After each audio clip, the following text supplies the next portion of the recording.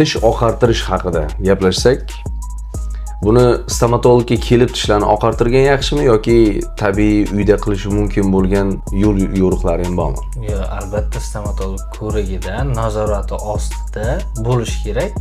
Hozir internetda ko'p ko'rgan bo'lsangiz, har xil oqartiradigan narsalar chiqib ketgan. Bu narsalardan foydalanishni umuman hech kimga tavsiya qilmayman, chunki bu tish emalini yupqalashtirishga, har xil karies kasalliklariga chalinishga olib kelishi mumkin. Tish oqartirish faqat doktor ko'rigi yordamida bo'lishi kerak. Ko'ramizki, filmlarda, har xil aktyorlarda, san'atkorlarda tishlari oq, bir tekis chiroyli bo'lib turadi. Shular ham oqartirgan? Yo'q, ulardagi albatta vener.